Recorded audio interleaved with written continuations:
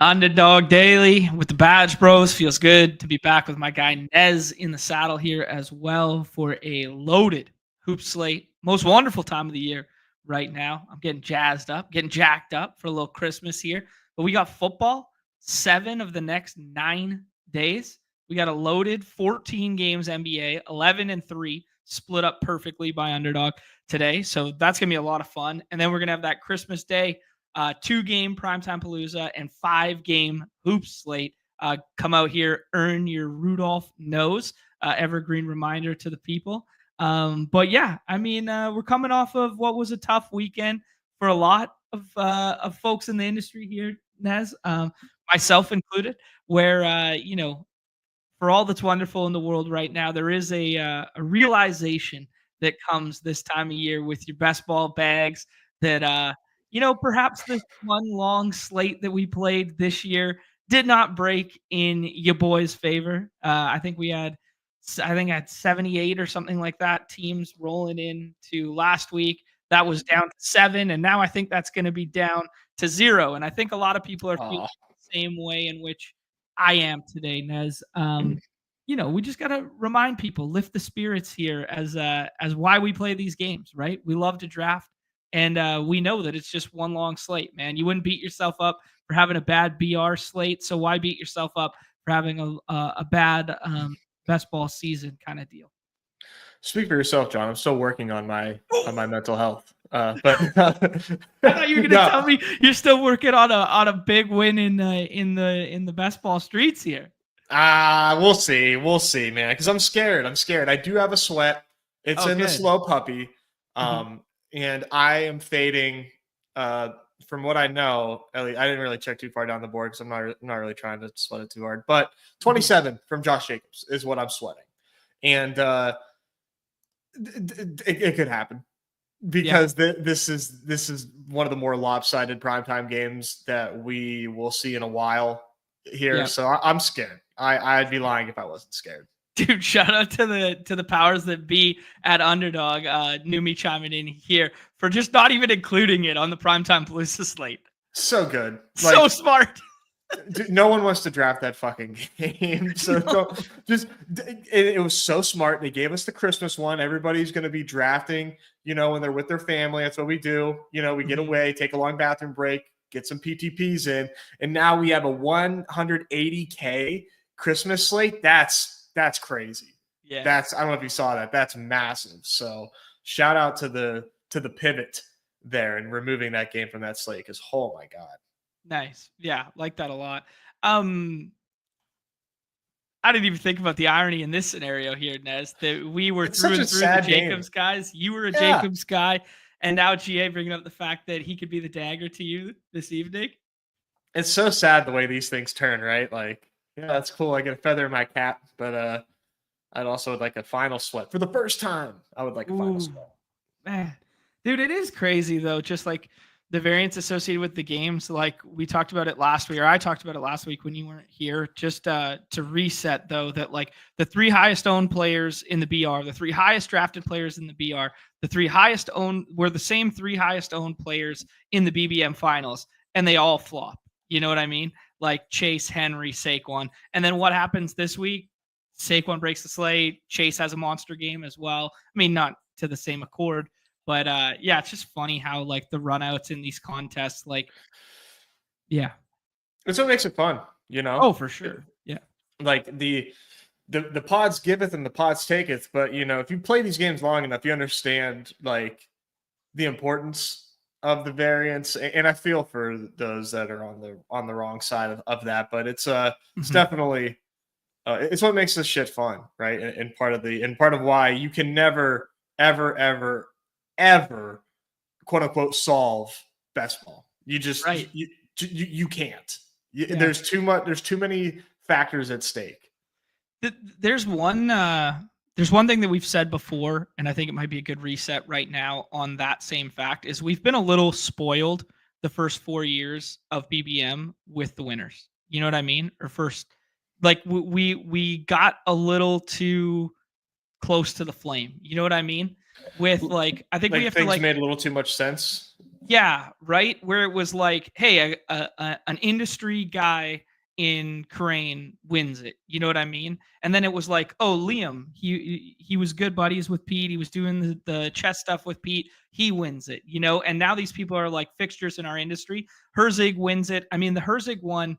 Herzig was the best ball player I knew. Him and Jennings 5, 6, 7 years ago before there was no content, there was nothing on it. For Herzig to win the first year is not the same thing as Herzig winning in the 5th year. Like, he was the best back then. Now he's doing all this content. There's way more knowledge out there. There's way more sharper lineups being built, yada, yada, right? And we just talk about it like from game to game, and we can speak to it from every BR we've ever played. Is like these games progressively get harder. And, part of the problem is us, like people want the content. They want to socialize around these games and that sort of thing. But that in turn makes it harder because the knowledge and the information is table stakes keeps getting pushed higher and higher and higher, right? Yeah, no, it's very well said. I get what you're saying too, right? It's like, oh, you see people that win, and they're constantly talking about how to play these games, and if you are giving them tons and tons of watch time, you're like, oh, I can do this. I can emulate this. Okay. Yeah. Allocate draft capital smartly. Okay. Week 17. I'm good. I can win. I can win $1.5 million. I'm in. Like, it's easy, right? Like that's all I need. And no, because I mean, like you said, it's just one slate. And I think I still remember when you first said that. I think when we were doing a show like years ago, and I don't even think it resonated with me then. Mm-hmm. I'm almost positive. I was like, well, yeah, but like, but I didn't quite understand it. I didn't quite understand that is the truth, Yeah. Now that I've played a million slates since. Right, exactly. Now that we see it. Like, all right. Yep. Yeah. And now gone are the days of, tilting isolated instances of one carry on one play and whatever. But that being said, let's tilt the shit out of week 16 that was not did not go our way here. Yeah. Let's go ahead and turn the page. Yeah, let's turn the page here. Let's do a little bit of week 16 recap there. I'll start with the main BR here. Jazar, who's been around forever, who we've made fun of for never pushing the plane and all that sort of good stuff. Good volume player, displaying the Rudolph nose there in the festive spirit. Nez, I'm starting to get a little bit of festive spirit today. I'm really excited for Christmas activities the next couple of days here. Well, you know this. I told you, like, I'm a put the tree up late guy. It's not Christmas until it's the week before Christmas guy. But the last couple nights we went out and did Christmas activities with friends and stuff like this and went out, and I've made a mock montage of our events of just taking pictures when Nikki wasn't looking and our friends weren't looking and stuff like that, of like fake Instagram girl stuff. So I'm going to craft myself a real nice post in the future here. But every time they were getting excited about like, oh, look at how nice this tree is and shit, and I was lurking on the side, dude. It was a lot of fun. Anyways, who cares? Dude, we're seeing more and more of this in the BR, and this is why I really want to bring up the winner here. We're seeing two of the good scroll the F down running back plays. We're seeing a discount at a quarterback in which you can run naked. You're seeing two elite wide receivers put together and an elite tight end, all within the range of ADP, and just kind of bypassing that first round tier of those running backs and finding that value, quote unquote value, later. This is the kind of slate that I personally will never ever win. This is a projection bros slate through and through, in my estimation, and this is an S words through and through, where you go with the naked quarterback and no game environment play around the Philadelphia stuff with it. Thoughts on the winner here? Yeah, I wasn't gonna win this week either. I did have a lot of Jaden Daniels, but it was mostly in like the lower stakes stuff where I was doing a lot of auto drafting, where I was like, you know what, I don't have to worry about a stack here. I'll take Jaden Daniels. I didn't have the right pieces around him, but whenever I was drafting hand building, I didn't want any Jaden Daniels. Yeah, I think that's what we're seeing right here. Like Jazar, renowned auto drafter or mass drafter. at B, and he's one who's really comfortable, like not having to play game environment, who will just run naked quarterback, that sort of thing. So I think what you played out in the smaller field auto drafting stuff is exactly what he played out in the big BR here. Yeah, I think so. Right, he knew he wanted an elite, one or two elite wide receivers. Gets Chase and Jefferson, which is a sick combo, but definitely not unattainable. No, yeah, that was. And yeah, like you said, pairing it with the scroll the F down running backs is pretty elite. This is damn near optimal. I think this is one off optimal, if I'm not mistaken. Wow, what would have pushed it to optimal? I think Chase subbed out for maybe Brian Thomas, Okay. or Keenan Allen. Wow, would have made, I believe. Very interesting. Wow. Yeah. Yeah. So and, yeah, good. NBE sold exact same lineup, just changing out the tight end. Surprised this one wasn't duped, to be honest, just in terms of the way ADP lined up. This was like a quite obtainable in terms of like ADP lining up. You needed the Jaden Daniels fall a little bit, but that was happening routinely later in the week when people were doing different skinny stacks on the left-hand side of the board, that sort of thing. Corey saying that Jameson Williams could have been optimal. Wide receiver too. Okay. Yeah, generationally great call by me to add him to the pick'em with the lower. Core play. Oh, man, John, before you navigate out of here, man. Yeah. 6th place in the BR. What do we got? Oh, I didn't even notice. Oh, man. Coach Nez comes into town, drafts all week with his son, and goes 6th place. Dub City Coach Nez. Unbelievable. He had 2 entries in the BR. Oh, my. Dude, his ROI in the BR this year is better than mine in 1 week with 2 entries. Yes. Same.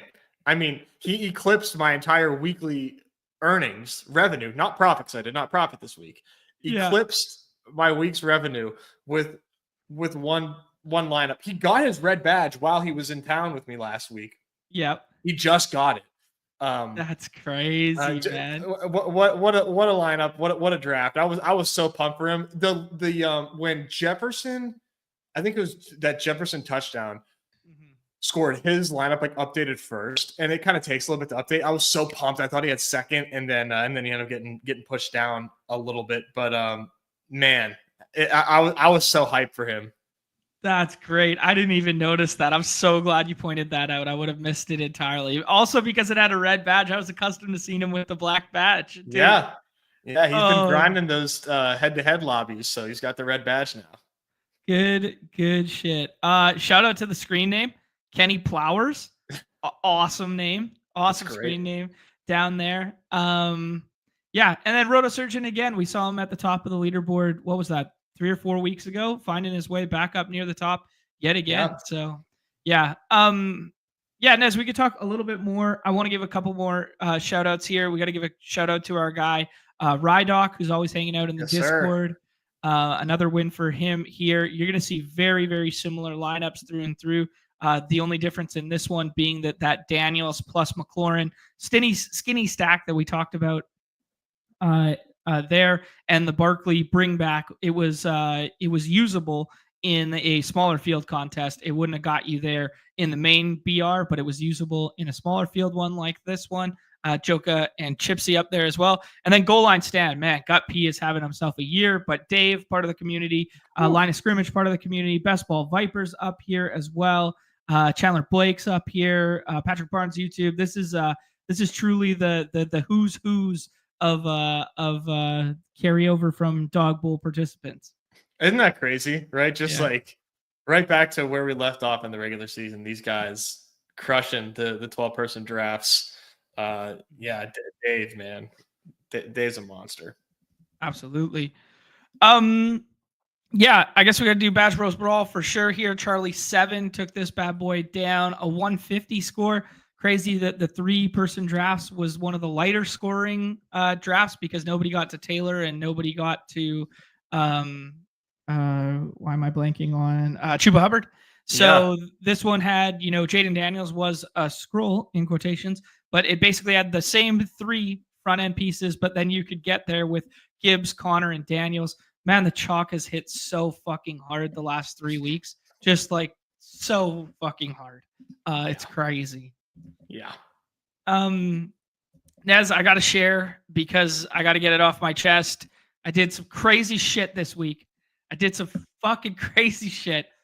I played 49% Tyreek Hill. I went all in on the concentration of Miami. I thought that weather would be worse in other spots. I thought the weather would be amazing there. I thought those teams both looked inept. I played this back and forth environment. I went Tyreek Hill, George Kittle, Achan, Tua at nauseum, and I just went prove it week, double birds to the field.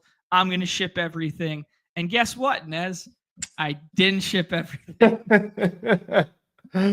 Oh man, didn't you do this last week? Am I getting deja vu? Didn't you have like a 50% Tyreek Hill last week? No, it was I had Chase last week over everyone, and I played the shit out of Chase last week, and basically played nobody else in the first round. Yeah, we're having some fun out here. I'm not gonna lie, but I really liked the Miami stuff. Got on the Miami spot. I'm not gonna play what was me on the Tyreek stuff, but he did drop a touchdown, have a 30-yarder called back, and drop another 40-yarder. So those probably would have helped. You're absolutely right. That totally happened. Yeah. So, anyways, I went for it, dude. I thought this spot was going to be a lot more fun. I thought both those teams would have playoff implications to be playing against each other, and I thought both the defenses looked bad. And we got good news that Armstead was coming back after practice there, so I got bullish on it again and doubled down. So went a bit crazy there. Anything that you want to share from your exposure side, stuff that you were on, stuff that was good for you, bad for you? What did I play? I had a ton of James Conner. I had a ton of James Cook. So like, I don't know. I can't be. How am I supposed to be mad about nailing those two picks? Yeah, it's just been that type. It's that type of year, man. And these are those type of games where like that's cool. Like congrats, but like you're not winning shit whenever 2 other guys and you shouldn't, right? Jonathan Taylor went nuts. Like obviously. I don't deserve to win big money when you don't have Jonathan Taylor on the right teams. It is what it is, but like just that type of year, man. I'm not like playing bad. I'm just not winning as much as I would like. I really can't be mad at my process last week. It's kind of crazy that like the front end of drafts, just because the whole week was so effing high scoring, like just in general, that like every single running back that was like stone cold chalk all the way down like 1 through 10 basically scored 20 plus. Mm-hmm. Like except for Chase Brown. Yeah, but he got tackled at the goal line twice. Okay, there you go. Yeah, that's crazy though. Like 9 of those top 10 running backs, like they all go for like 20 plus. Yeah, I'd be 33%. I just put on my 33% Connor. Yeah. 23% Bijan. This is across everything. Yeah. I had a lot of Higgins, a lot of James Cook, a lot of Achan. Like Achan put up 28 points. Right. Yeah. It sucks to suck. Crazy. Oh man. That's crazy. 28 points and it just didn't end up mattering. That's crazy. Shout out to our guy, Best Ball Claus, BBV Claus. Santa comes early, gifts out 20 memberships. Mad respect, Best Ball Viper. Much love to you and the fam for the holidays there. The new pup rocking the Carhartt jacket. Mad Steez, mad style. Love it. Appreciate you so much, my friend. Love it, dude. Viper's the GOAT. The goat of all time. Thank you, dude, for the support and for sharing those memberships. If you have a membership, we do members only streams throughout the week. So enjoy those exclusive members only streams from us. They're very sought after. So shout out to Viper. Very sought after. That's a good reminder for the people here. We're not going to do anything the next 2 days here, Christmas and Christmas Eve. There's actually no basketball tomorrow either. There's no basketball, Mhm. no football tomorrow. So just going to enjoy that day. Christmas, obviously, people will be playing the slates and stuff like that, but we'll do primetime palooza right now and then not have to worry about that sort of deal. And then on Thursday, the 27th, that would be, I guess Nez is going to do a paywall solo stream and kind of whatever's running at that point. I imagine it'll be a little bit of hoops, a little bit of football. And then off and on the clock, we'll be there Friday. Pete and Nez for sure. I'm TBD on that one, but should be able to make it work. And then the weekend will go past, and then we'll probably do something on the 30th, the Monday there, and then be off New Year's Eve, New Year's Day kind of thing, and then back for off and on the clock and stuff the following week. So that's lay of the land is a little bit of a lighter schedule from us, but you're still going to get 3 shows a week these 2 weeks, the way that the days line up. So thank you for the memberships, and those will come in handy over the next 2 weeks because there will be at least 2 paywall shows over the next 2 weeks there. Anything else you want to add to that, Nez? No, but yeah, obviously a little bit lighter with Christmas and whatnot. Mm-hmm. Okay, Des, I think the natural pivot would be football related now, but the football has a little bit longer shelf life than the hoop stuff does. So where do you want to start? It might make sense to do some hoops talk. Yeah, I kind of agree with you there. Yeah, crazy slate. We've already had the Giannis Q tag ruled out there. Macro lay of the land is this is an absolute GM chaser of a slate right now because there are some big names just in sheer raw projection, face value, name value, whatever, that go every single draft in the 6th round. This is not your prototypical stars and scrubs kind of slate or scrolling the F down for some crazy value. That being said, it does feel harder to scroll when you're scrolling past the likes of Q Tag, RJ Barrett, Q Tag, Jalen Suggs, Go with some opened up minutes, like that sort of stuff to get different at the back end of drafts there. So, just asking you through like the macro lens there, Nez, like how do you attack a slate that is so laden with household names and star power? What's your move? Yeah, this is like kind of an interesting slate as far as the players that are on it because it's 11 games. Anytime you have 11 games, it's going to be just jam packed with stars and guys that typically go in the 2nd and 3rd round. However, I think this is like kind of funny, the type of players that are on this slate, and it is like full of underachievers. You know what I mean? It's like it's a bunch of stars, but it's a bunch of stars that have just like not put up 40 points hardly at all this season, right? It's kind of wild. I mean, Jalen Brunson's had a very up and down season. Porzingis is on this slate in like a really tough matchup. Julius Randle, Anthony Edwards. There's just a ton of players that like I don't really want to click on. You know what I mean? But like, it's honestly the same every time there's an 11 game slate. But this one in particular, after like the 2nd round, like I want to like damn near bypass the entire thing.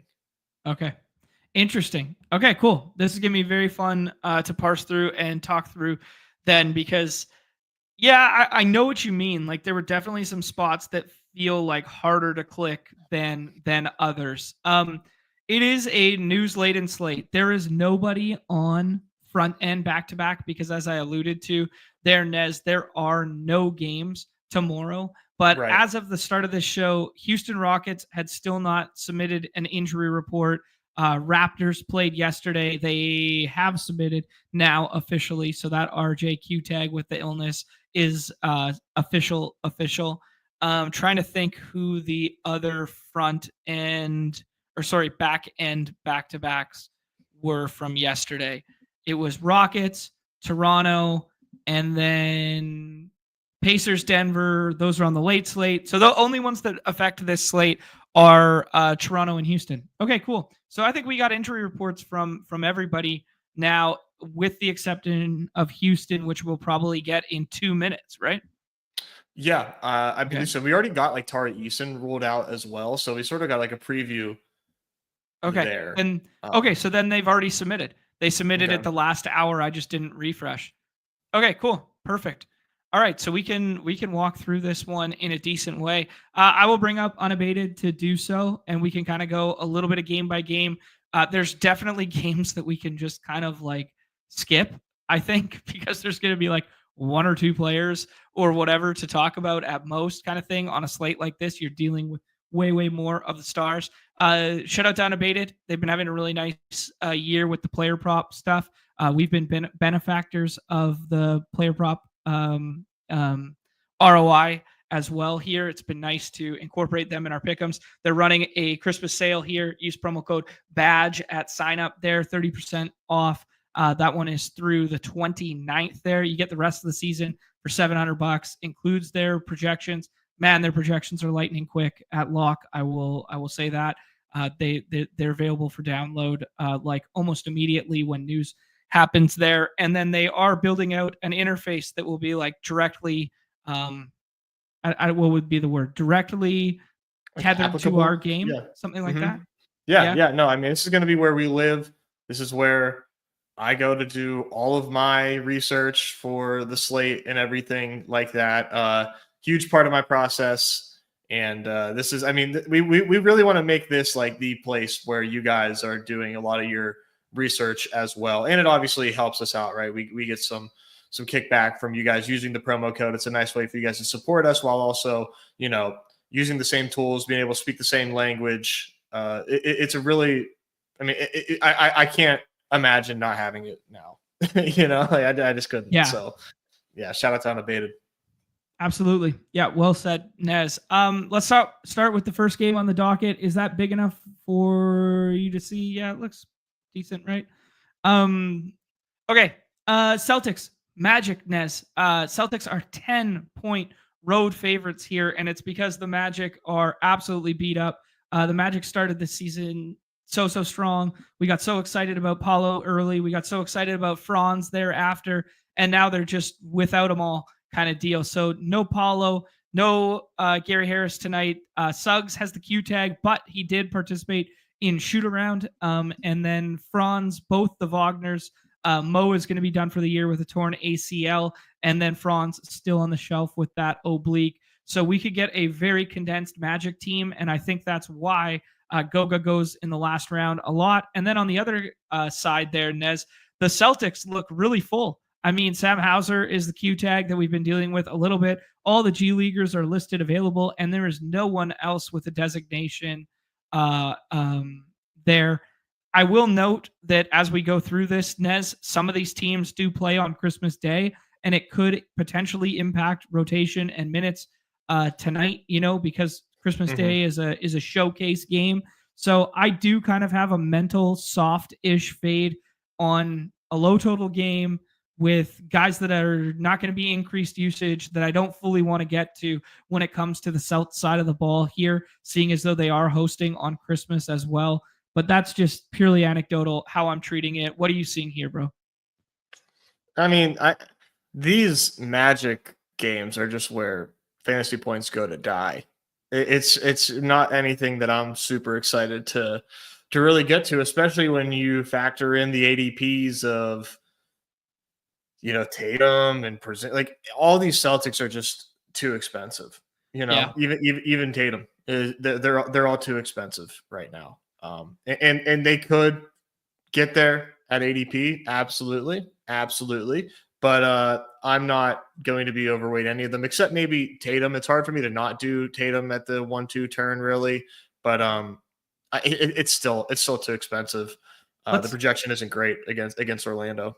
Let's have the Tatum conversation. You're staring at that 105 slot, and you're looking at Luka, you're looking at Tatum, you're looking at Embiid in that area. How are you ranking those guys out? Luka, Embiid, Tatum for sure. Luka, Embiid, Tatum. What about if I throw LaMelo Ball, and Alfred Şengün with no Q tag in there? Yeah, I mean, like I like LaMelo way more than Tatum, Okay. and I like Şengün more than Tatum, but I'm not taking Tatum behind Şengün, just because Tatum just has these range of outcomes of, that's why his ADP is what it is. But this game, like the total, even the Magic can bring the Celtics total down to this Yeah. lowly total. It's crazy. Yeah, well said there. It is a 215 and 10 by way of the Celtics there. Anything else you want to say on that game? Jaylen Brown's in the last round. You touched on the Zinger stuff. Zinger goes, fourth, fifth round. He's an ADP of 23. I was kind of pushing up Scotty Barnes over him there. I was Oh pushing yeah. up some of the other guys behind. Anything else to say about those ADPs? Yeah, I like Suggs the most from this game at cost. Yep. If Goga's going every draft or most of the time, then that makes me not interested. I'm really Okay. trying to avoid these heavily drafted players today. Suggs, at least early in the day, was not drafted a lot, and I like him. I like his projection quite a bit today. All right, sounds good, dude. I agree with you there on the Suggs stuff. Could see some big time usage. He missed last game. He rolled an ankle and left after like 17 minutes, then missed a game, then participated in shoot around today. So that would kind of be the evolution of his health and the Q tag there. Right. What up, best ball, Josh? Ricky Lee, please, man, do not wish this on the world that the Embiid chaos comes to when he's had that nice green active tag beside his name. A would say today makes him sick, which is crazy because today feels like it should be a great slate, and there are some big names on both slates. The 3-gamer looks awesome too, but we're getting some news on the right-hand side of the screen from Unabated there. You can see that Jamal Murray now has a Q tag for the late portion of the slate there too, so something to parse through. Anyways, Nez, let's go with Utah and the Cavs. Cavs at home. This is a 232 total here. A little bit faster game environment here. 14-point favorites by way of the Cavs, which is, man, we've seen this narrative before. We've seen this game script before. When you have all 4 of the Cavs guys healthy, ready to go, and they have their deeper rotation pieces, it is really hard for like anyone to get home when they're 14-point favorites. You good, dude? Are you still with me? Mm-hmm. Okay. All right. Sensitive ass scored. Got you. There we go. I will run down the Jazz injury report first because it is it's got a lot of names on it, and it's been leading me to a certain player in the 6th round. John Collins has the doubtful tag there. Keontae George has a doubtful tag as well. But Colin Sexton has been listed available to play, and Phil Pukowski has been who was on a G League is now back and available to play there. And then the normal out tags that we've been getting for a long time now with Taylor Hendricks and Cody Williams. Oh, actually, Cody Williams is back. Okay, cool. All right, G League assignment guy who actually might end up mattering this evening, but not for our game, but just in terms of minutes. Yeah, Nez, this one, what do you think here? Because basically we're dealing with no Jazz getting drafted unless you want to click them in the 6th round. And then the Cavs, all 4 of their pieces are kind of in play night over night. So what do you like? From the Cavs side, I think Mitchell is like Spida is like fairly priced. I don't think that there's anything wrong with where he goes, especially when Scotty Barnes is going over him like in every draft. Scotty Barnes ADP is absurdly fake. Mitchell goes behind him. Bobby Portis is now going ahead of Spida as well. So we're talking like 4th round Donovan Mitchell. That's fine. That's totally fine. Against Utah, where hello, revenge game. I know he's at home, but I think Spida is always liable to go off. But this is a nightmare, and Cavs games have been nightmares for us all season long because it just seems like they are 14-point favorites in every single game.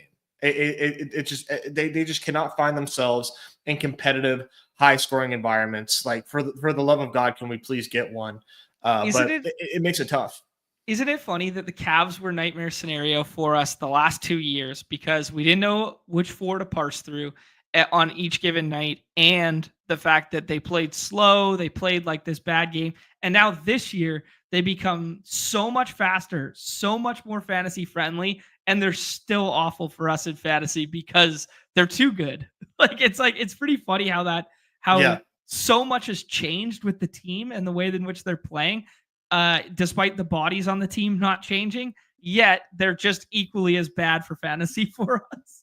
Yeah, it's ridiculous, man. It's ridiculous. Like I just want to be able to project these minutes without having to factor in like a 30-point lead by the fourth quarter, which we might get. We very well might get. We were going to get it even with a fully healthy Jazz, but this was a 10-point spread and now it's 14. So yeah, it's pretty nasty. But that being said, I'm not super into the Mobley ADP.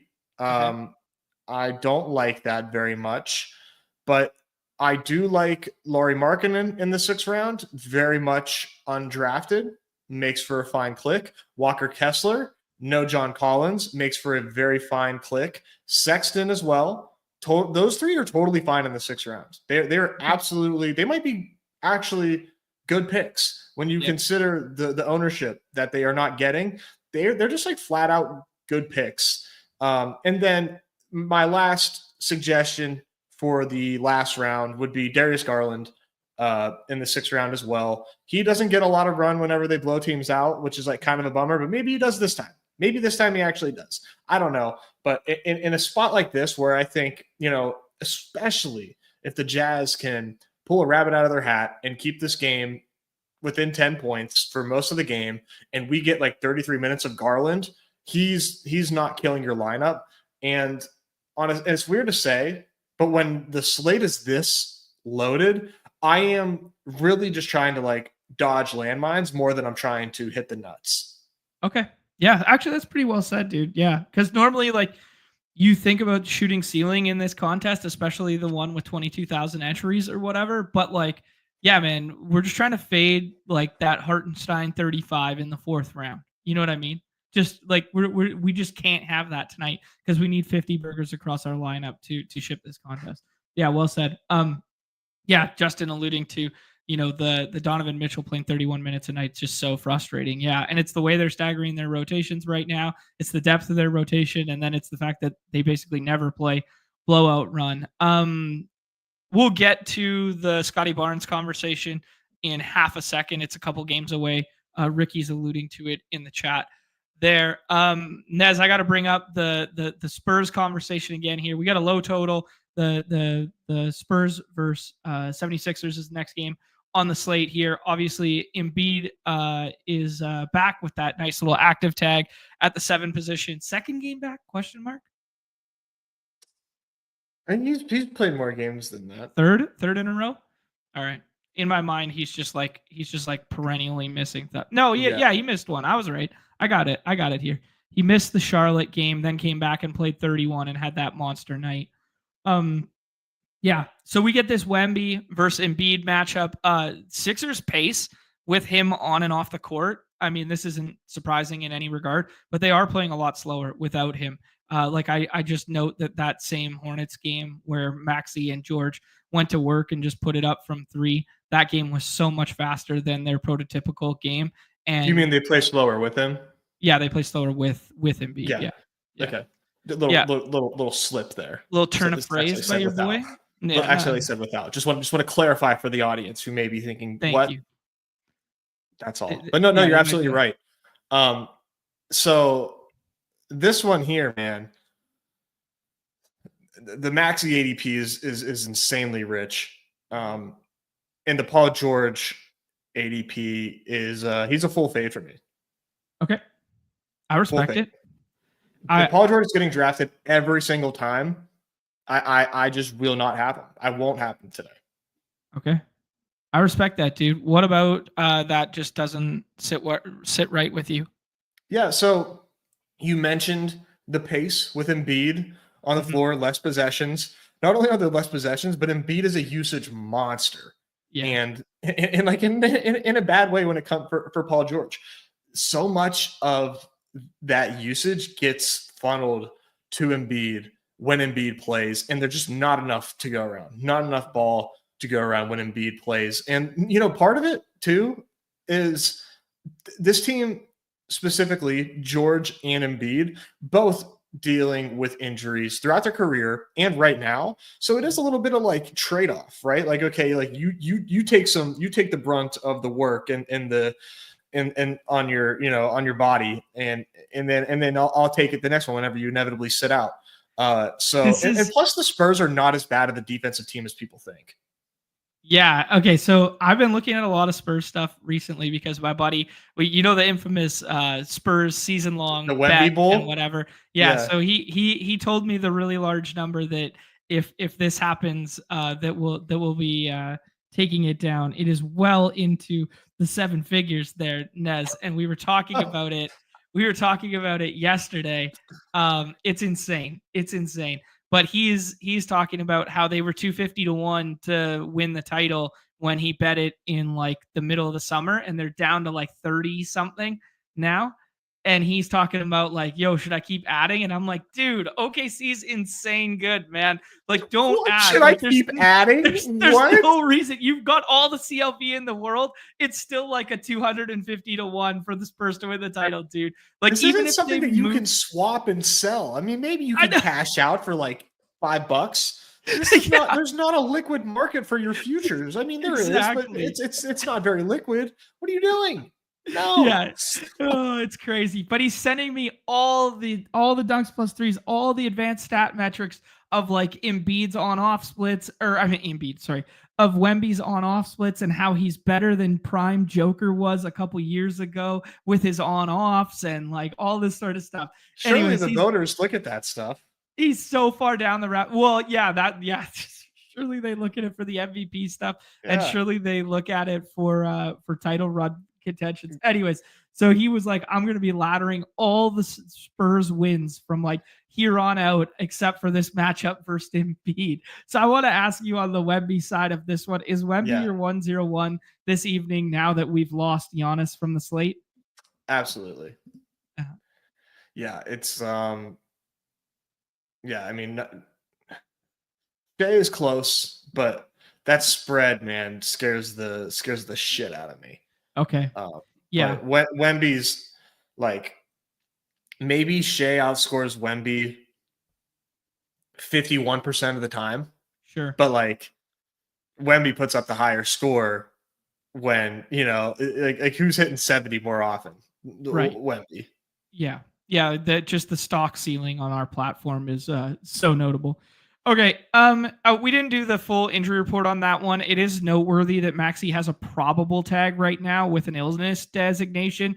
Is there any hedge in your portfolio of like taking PG, or even if Maxey doesn't go, it just does not matter that much to you?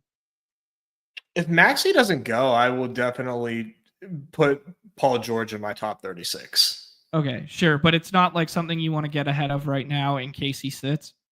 No, I don't think so. I think he's going to play. I think they're just actually doing us a favor and just saying like, hey, he is sick, but he's going to play. Anything else to say about the Spurs on the other side there? Potentially switching up and starting Vassell now, which is something we've been calling for a bit there. Obviously, he wasn't healthy at the beginning of the season, and now he's probably going to draw into that one. But it looks like Keldon and Castle off the bench. They're probably done with the Champagne stuff too. To start there, anyone else like auxiliary pieces worth getting to in the 6th round? No, it's hard to even get to Paul George in a full court press, but Sohan in the full court press. Oh, you mean Chris Paul? You mean Chris Paul in a full court press? Yeah, okay. Yeah, hard to get to CP3 in the full court press, but you can get to Sohan in the last rounds for sure. Sohan is nice. Okay.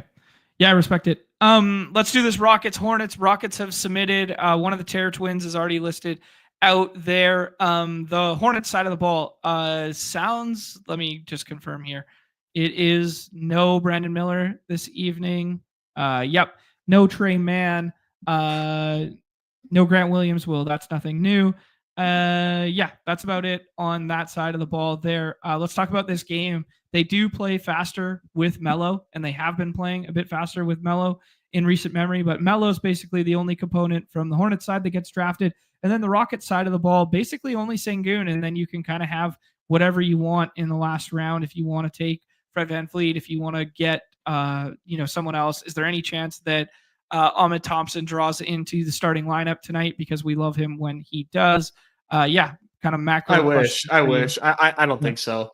Yeah, I don't think so either. Yeah, Rockets are deep and difficult, except for Sengun. Sengun against the Hornets should eat, and I'm drafting as though he does. So he's a major part of my portfolio right now. If we got like Fred VanVleet out of nowhere ruled out, then Amen gets put in the lineup. And then I draft him, but that's purely a hypothetical. That's not anything that's been talked about. So for me, otherwise, no, Rockets there's just not enough concentration. But I mean, if there is, good luck predicting it. Okay. Any concern? I mean, obviously Tari being out is a little less clamps on the defensive end from the Rockets, but any concern about Melo's potential output going against a defense that looks pretty good right now? Yeah, I mean, I was at first. When I first saw this spot, I'm like, I don't really love the spot. And then like the pickup market doesn't give a shit. And they're like, no, 44.5 PRA, LaMelo, let's go. I'm like, all right, cool. So I'm firing up LaMelo. Okay, cool by me, bro. Any love for the bad bridges in the last round? Nah, not against the Rockets. Just Melo. He might be the good Bridges now, but just the naughty Bridges. he's definitely on the naughty list, but he might be the good one now. I mean, the other one was never good. All right, this is gonna be a big talking point for us here. Knicks and Raptors. Knicks as 14-point home favorites. They also do play, just noteworthy that they play on Christmas Day. Obviously, there's the off day in the middle there. Raptors are on a back-to-back here from this one, obviously traveling for this one. They played the Rockets yesterday.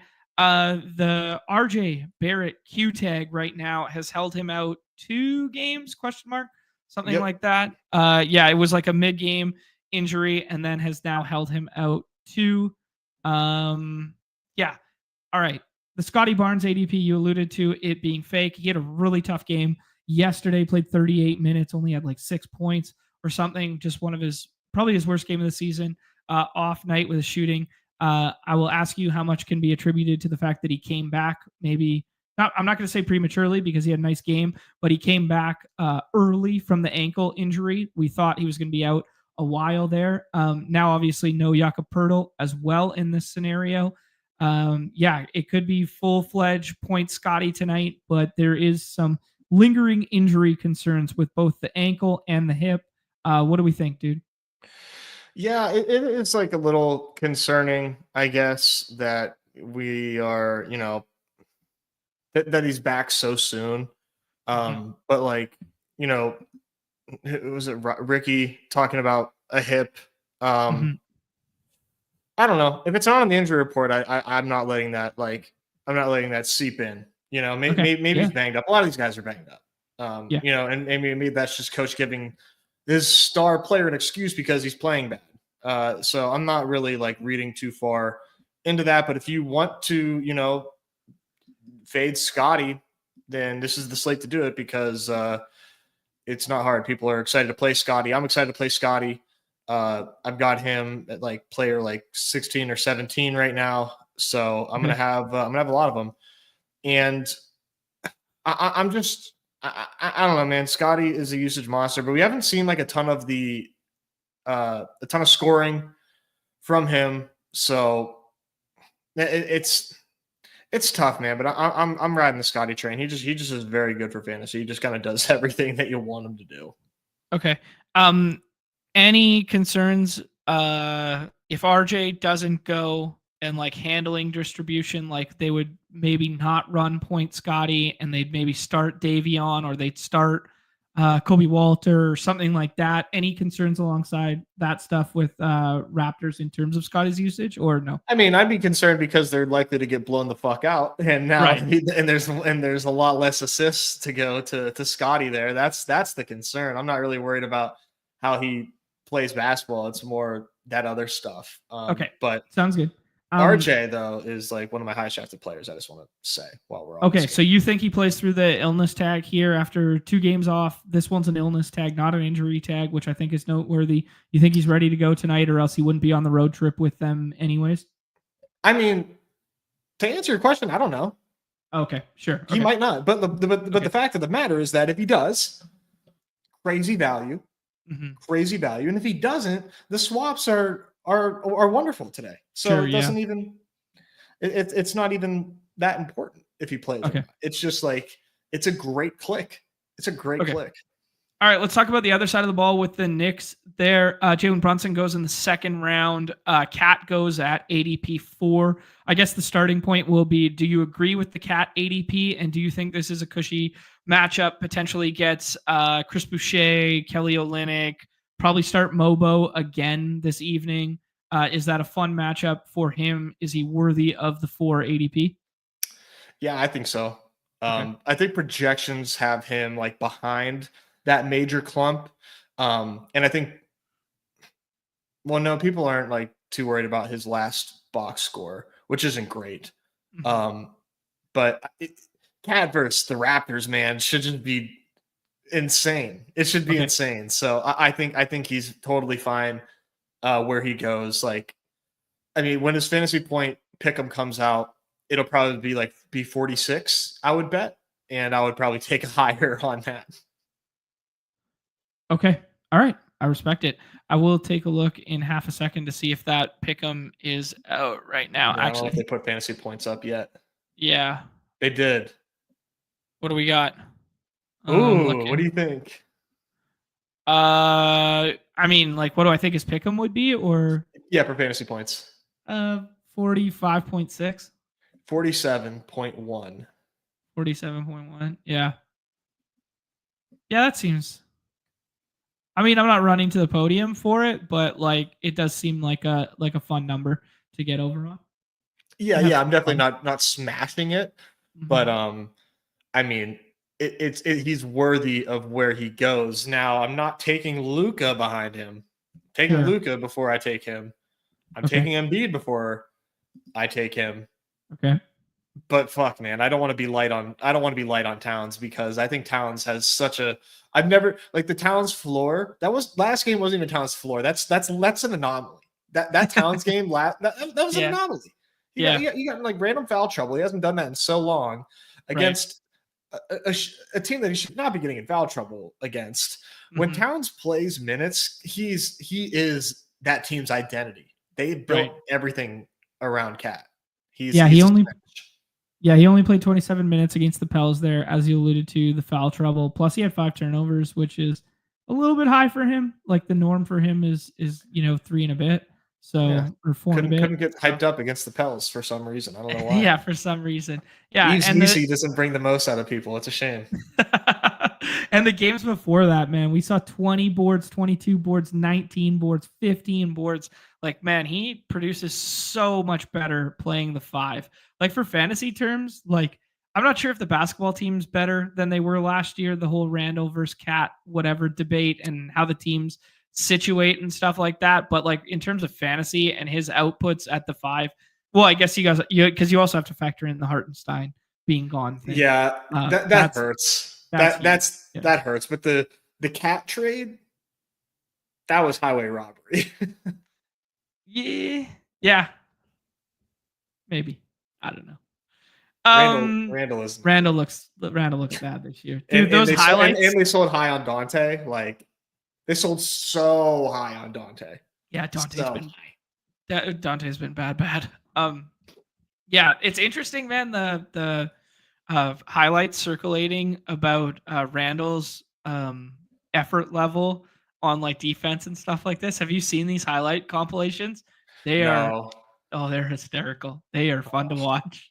Like just like like Ant coming like all the way back, picking up the perimeter guy, then pointing to like the ball handling guy after a pass, and like him just olaying like swinging an arm through the paint. Like they are good, man. They are good.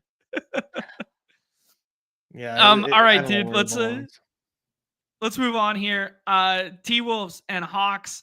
Right now, big Q tag on Trae Young. Hawks are home dogs, 3.5 there, and then they are total of 225 right now there. Injury report for let me get it. Injury report for the T-Wolves, pretty clean. Nothing that we really have to worry about rotationally right now. And then the Hawks side, we get Q tag on Bogdanovich, and we got a Q tag on Trae Young. And then obviously Onyeka Okongwu has already been ruled out there. So we've been talking about the 5 rotation and athletic 5s versus non-athletic 5s of whether they go the Nance route, whether they go the Capella route. This feels like a Capella spot going against Gobert. Anyways, Randall goes in the last round. Jalen Johnson goes in the second round. Trae goes in the third round. And Ant goes in the second round there. Walk me through the ADPs. Do you like them? Are you getting above or below on any of those? Where do we start? I guess like the Jalen and Trae ADPs like hurt my heart because they're inverse of what they should be. Mm-hmm. I'm taking Trae over Jalen Johnson. Like it hurts my heart because I love Jalen Johnson so much. And you know what? He's probably a fine pick at 13, but I'm taking Trae Young over Jalen Johnson because Trae Young is still Trae Young, and I get people are worried about the injury. I feel like he's going to play. I think he was president shoot around. You said right? Correct. So that's pretty bullish for me. And if I can just get overweight Trae Young here, maybe it's a wash if I'm doing it at expense of like no Jalen Johnson, but I'm going to do it. So I have a lot of Trae Young right now, and I'm totally fine with it. The Ant ADP also is frustrating because like, why is nobody like overreacting to the box scores? Why can't we all just like see Anthony Edwards hasn't had a ceiling in a while and give and let us all get cheap Anthony Edwards? But we don't have that, and honestly, he's fairly priced. I'm just kind of pissed that the market is being smart about Anthony Edwards against Atlanta because this is a good price for Anthony Edwards. So this is where I am taking him when I do, but sometimes I take Trae over him. It's a good price for Anthony Edwards, and then Randall. I was taking Randall a little bit, but I'm mostly going to be fading Randall if he's drafted most of the time, which it looks like he is 32.3 ADP. That's a gigantic fade signal. Okay. Sounds good to me, man. Any love for Gobert or Naz Reid as scroll the F downs in the last round? You could also lump in Clint Capella there if you think they're going to play big this evening. You could also chase like Dyson Daniels stock ceiling in the last round. Anything like that?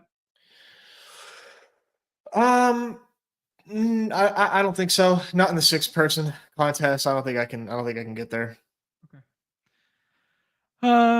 All right, cool by me, bro. I just was confirming the shoot around nugget fan tree. He put it in the Discord there at 8 a.m. my time, so 11 a.m.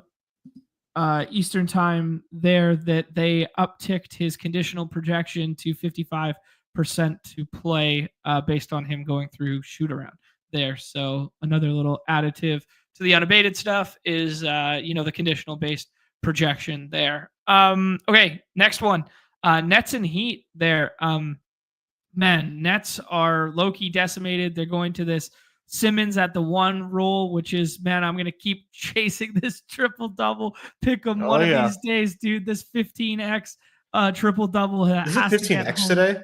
I don't know what it is today. The first 2 games back when he had the soft cap of 27 minutes, and then they said he would ramp him up, but not sure the day before or the day after. It today. Oh, no, we are. It's almost 10x. 10x. Okay, so just maybe yell that shit. Yeah, I mean, maybe it's a little low to be chasing now, but man, that team is decimated. I mean, obviously they made the Schroeder Melton trade, so his usage is out as well. Dorian Finney-Smith has already been ruled out. Bogdanovich is out. Cam Thomas is out. Trent Watford, who had a handling role for them, is out. Zaire Williams is out. I don't really know what to do with this team or if it matters at all. But is Cam Johnson in play in the last round there? Is Nick Claxton in play in the last round for us? Because no net has an ADP currently. But then when you juxtapose it to the other side of the ball, you can get Jimmy Butler with a Q tag in the last round as well. So maybe we don't have to worry about the Nets at all. Nez, what are your thoughts on this game? And I guess in particular, the Jimmy Butler, how to handle it as well.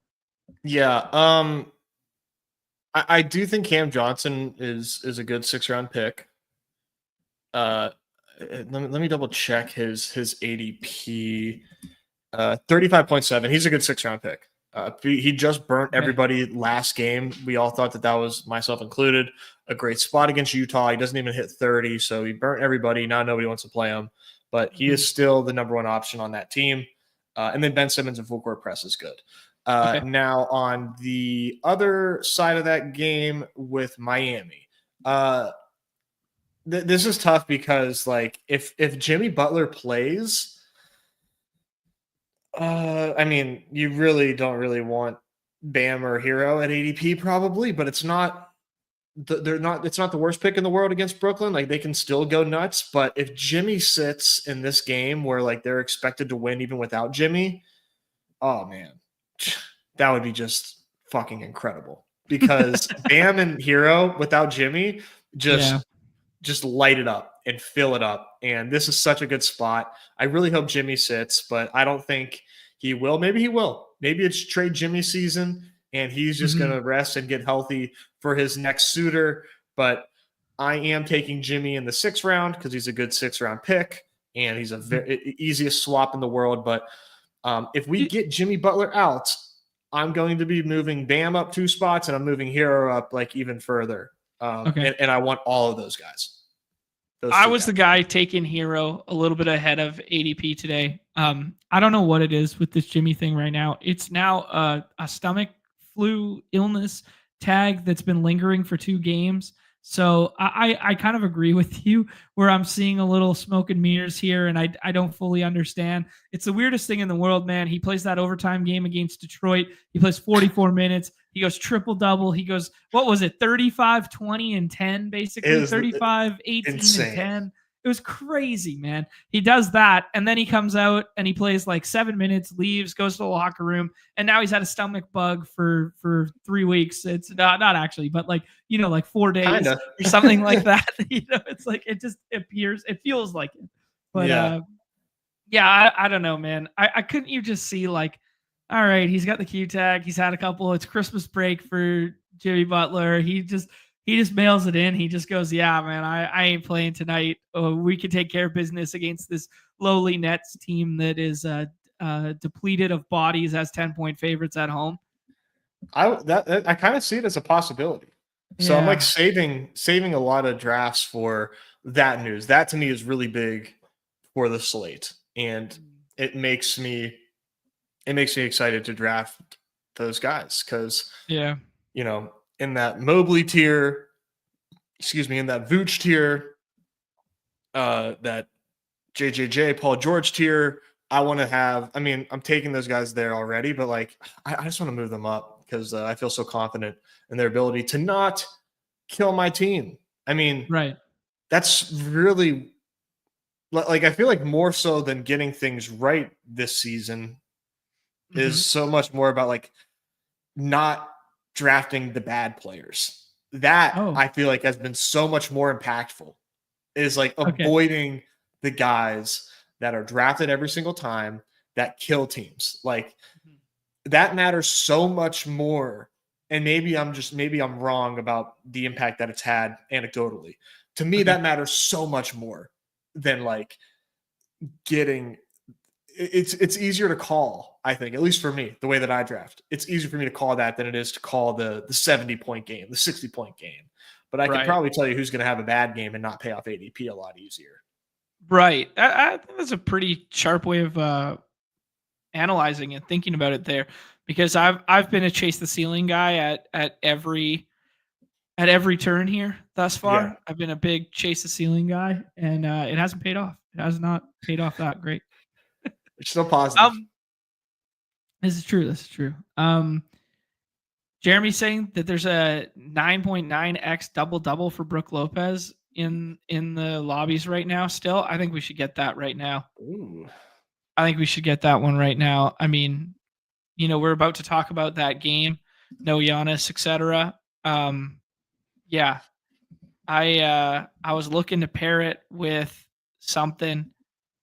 I think I might pair it with this Ben Simmons double here. I'll put it up on the screen in 1 second here. I just wanted to get it ready for everyone. This Ben Simmons double plus a double for Brook Lopez. $50 gets you $27.50. I'm sharing that link. I'm sharing that link for everyone in the chat. I'm sure unabated market-based projections could show us something else to add to it. I might run it again right now as I check what's going on with them.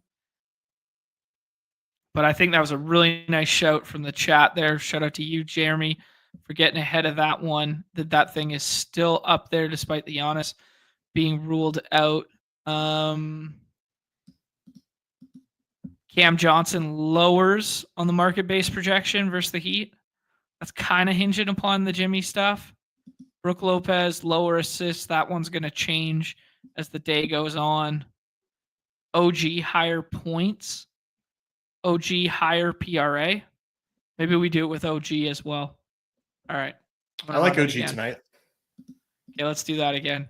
Little revenge narrative for OG. He doesn't seem like a guy who's got revenge in his heart. No, not at all. All right, let's do it with. I'm going to do it with RG PRA there, and we're going to do that one again. All right, I'll put that one in the chat for everyone there. A little assist from the chat, a little assist from unabated. That one seems fun. Yeah, I like that a lot. I'm about to follow along at home here. Yeah. Jeremy's saying that, keep in mind, Brook got one board last game without Giannis and Dame. Yeah, absolutely, man. It's definitely range outcomes there. Bobby, it could be Bobby's night. Bobby has a huge projection in the lobbies right now. We will talk through that. But getting ahead of a little Brook Lopez when nobody's available and they play on Christmas, yada, yada, that seems like a decent one to get ahead of. Yeah, no, I would agree, especially in this spot, man, against Vooch. Yeah. I mean, Vooch lets everybody get home.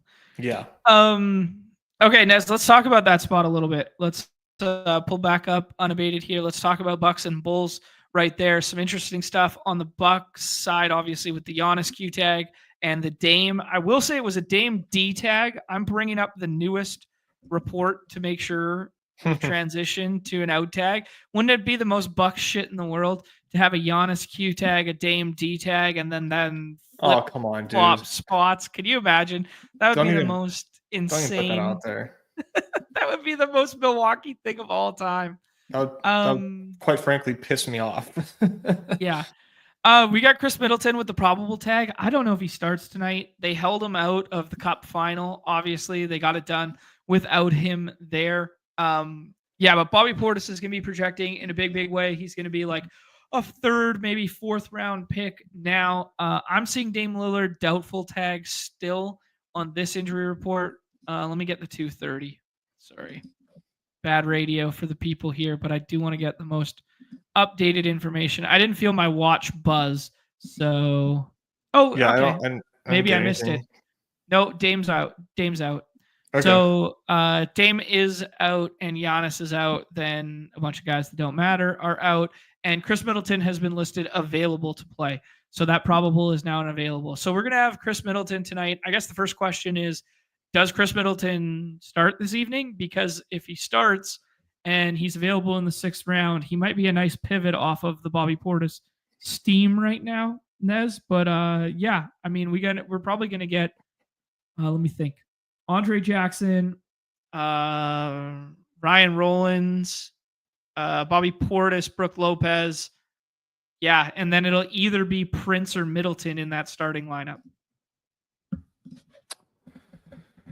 Yeah, I mean, ultimately, man, it's Bobby Portis season. I mean, I don't want anything to do with really anybody else on the Bucks. Not even Okay. Middleton. Like Middleton's getting like 20 minutes. They're definitely not going to randomly give Middleton 30 minutes here against the Well, Bucks. if And he even if he, starts, no. they're not giving him 30. All right. All They right. they're going to be so freaking careful with Chris Middleton. Yeah, So careful, and they have been.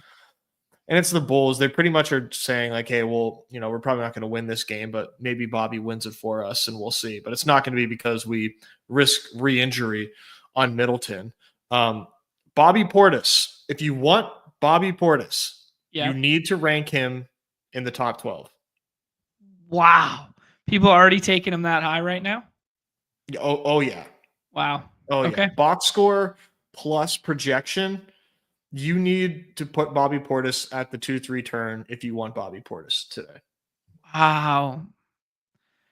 Okay. All right. I know it sucks, but if you were impacted by the Giannis news, there's some Bobby Portis there. But unfortunately, his ADP is going to move up to the point where if you have, RJ swaps if he needs to swap, or other players that got ruled out, maybe like Butler, you're probably not getting Bobby because he's going to be the default swap in a matter of like an hour. Yeah, he'll be the default swap to all the Giannis teams. And evergreen reminder, the reverse snake draft, yada yada of your picks there. So the Giannis stuff is just going to swap to Portis. Interesting stuff here. Andrew saying that Bobby Portis went at 4 in his last buzzer beater. Yo, Randy's coming in here yelling at us. I kind of like what's up here. MWald50 saying that he doesn't like to say the L word, but he likes to say the L word right now. 26-12 per 36 with Doc hiring and Giannis and Dame off the court. So that's it's obviously Good small nugget. sample size, but good nugget there. So that 31.5 PRA or points rebounds, sorry, not PRA, points rebounds at 31.5 there. Yeah, you know what? Let's put that one with the OG one. Do a little OG PRA, just a tiny little 3x to feel something. 100 USD for 300 USD. Just, I'm not going to call it an L word. It wasn't me in the chat calling it an L word. But I'm going to drop that one in there knowing that I'm going to naturally be a little bit underweight Bobby Portis if that's his current price tag right now, Nez. I think that eventually you're going to lose multiplier on that 31.5. I bet that goes to like 0.92 or something before the day ends. Cool. Little CLV for your boy. We called it the other night, Isaiah Likely, boys. Just get all that Isaiah Likely stuff going. Nice get the call. Touchdown with Isaiah Likely. It was a 2 tight end set kind of day there. Christmas is paid for your boy. Oh man, Uncle John bringing the good gifts this season. If Bobby Portis can do work right now. Yes, man suggesting, can't wait for the Bobby Portis swaps in the 6th for the early drafts. So I guess the early draft, man, it would just, those Giannis ones are still gonna you're gonna get cucked by the Giannis teams. Get cucked, yeah. I don't think there's any way, like, even if you don't manually set your ranks and stuff like that, Bobby's gonna push up high enough that you're not going to get him for a swap for like Jimmy Butler or RJ Barrett or anything like that. No, yeah. I mean, there's just no way. I would be shocked if Bobby Portis does not have an ADP in the 20s by lock. Not going to call it an L word, guys. We're not calling it an L word. Nico GM. Justin's in the lobbies right now saying he's constantly going late first, early second in his last 2 drafts there. Wow. That's nuts. I mean, okay, let's have the convo then. Let's have the convo right now. I was going to ask you about, some auxiliary pieces to play and that sort of thing, but let's have the convo. Let's have Bobby Portis versus Embiid tonight. I mean, Embiid. Right? Okay, so there takes him out of the first and second round. Bobby Portis versus Jason Tatum. I have to think about that, but I would. Oh my God, we're fucked. We're fucked. We have to take him at the 6th then. You're right. No, Tatum. Okay. Bobby Portis versus Alfred Şengün. Şengün. You know, I watched that TNT thing the other day that he doesn't like to call it Şengün when he was in studio. Really? It was like Seng. I can't remember now what he actually said, but I was like, I'm just calling him Shen Goat, buddy. I just call him Sen Goat. Like, I'm a big fan of saying people's names how they prefer. So I'm gonna look that up and then I'm gonna put that in my repertoire. Yeah. Here's your sharp stuff of the night. Lewis suggesting bold of you to assume you'll get the Bobby Portis swap for your Giannis in my lobbies. I jumped the gun on the Giannis out stuff, so he's got some 6th round Bobby shares floating around. Sharp. Come on, Lou. Come on, man. Leave some money for the rest of us. Son of a bitch. I would be so mad if I look at my Giannis swaps and they don't have Bobby. Thanks for outing yourself as the guy who cucked me. Can Uncle John come to my house? Uncle John's getting in his sleigh and making the rounds tonight. God, that's funny. Okay, Des, we got to talk about the Bulls a little bit here because obviously a little less intimidating. I don't know. I was going to say a little less intimidating with Giannis and Dame on the other side. It's going to pull that game total and that spread much closer together, obviously. But no Giddey, no Lonzo Ball. Can we get excited about playing like Kobe White in the 6th round today? Can we get excited about, Zach LaVine in the later rounds? Yeah, what do you think? Is Giddey for sure out? No, he's got Q tag right now. Okay. Yeah. Him and Lonzo got the Q tag. Yeah, no, I don't really want anything to do with Kobe White, really. Okay. Unfortunately, but I do like LaVine. I like LaVine, and I think now that we have Giannis out of the paint, Vooch is probably a much better click. Okay. I like it. I can get on with that. I mean, you're talking to the 101 Vooch draft. That's true.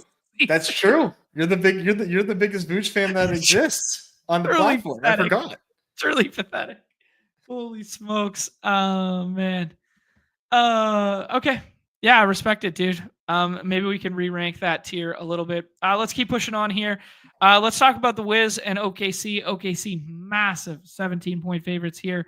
Something you alluded to when you were talking about the SGA stuff at the front end of draft boards.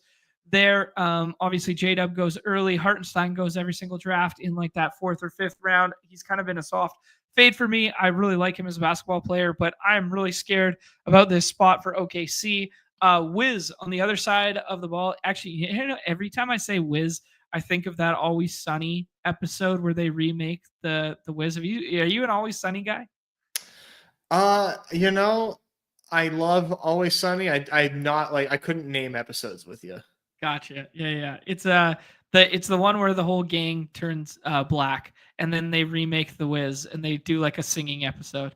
And every time I say the Wiz, I just think of them. I just think of that episode every time I say the Wiz because the episode's like called like the Wiz or whatever. Oh my fucking God, dude! You're referencing the fucking blackface. John, oh my God, that's like, oh my God. Anyways, it's a funny episode. John, fucking stop. Always Sunny. It's a great show.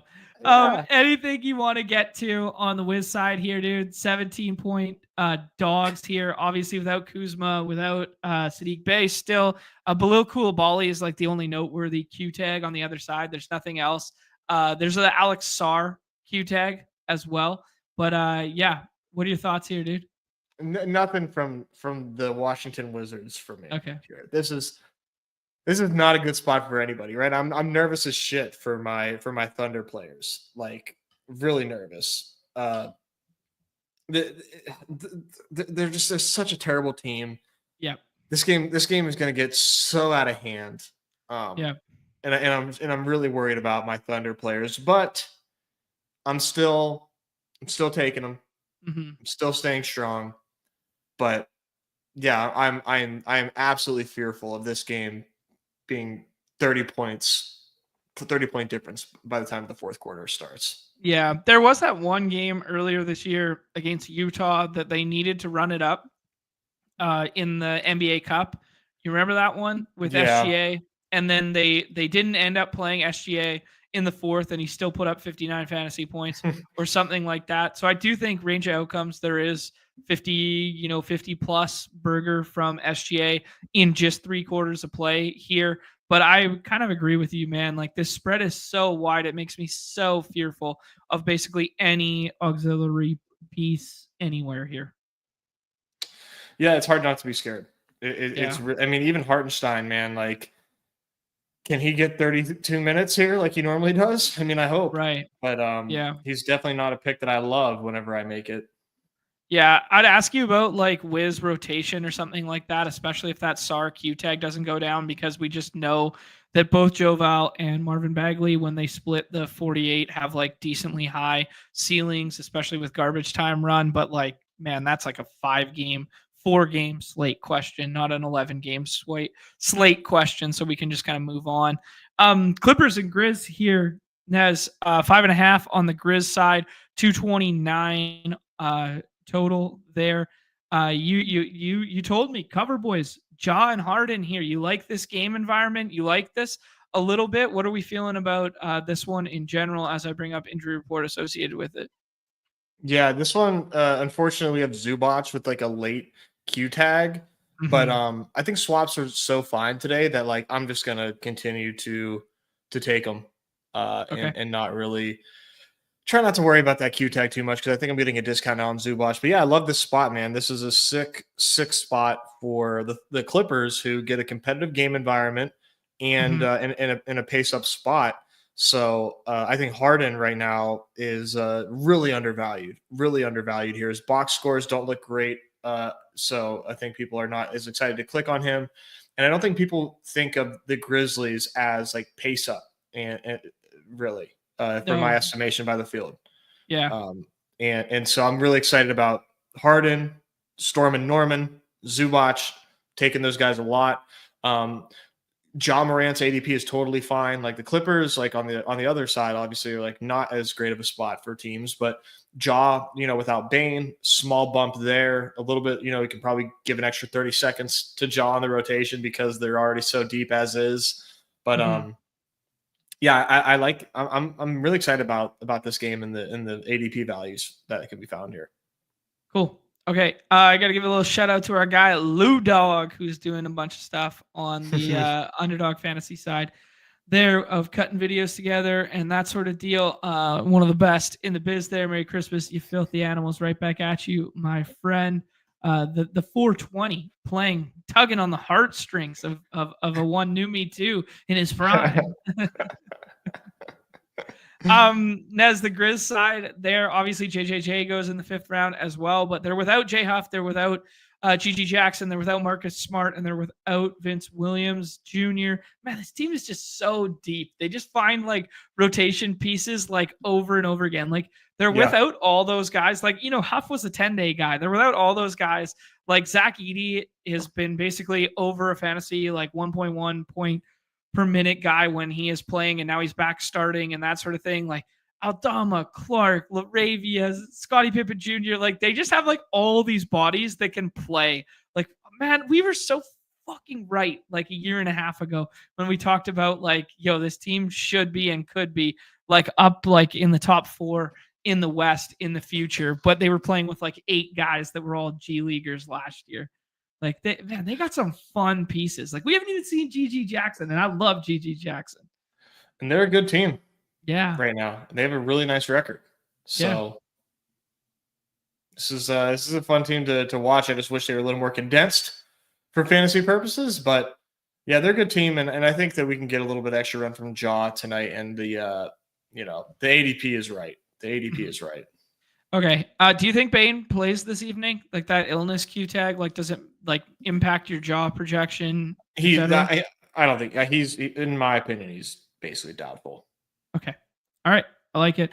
Yeah, Justin, man, yeah, this is like Justin's alluding to like if this slate was like 3 games shorter, or if it was like this main slate was broken into 2 slates, there'd be so many fun plays to talk about right now. But it's like so hard to get to like some of these other plays, because it's like you Yeah. just can't in the last round be like, yeah, I want to play Zach Edey. Like, it's like, but I'd like to. It'd be kind of fun. I don't know.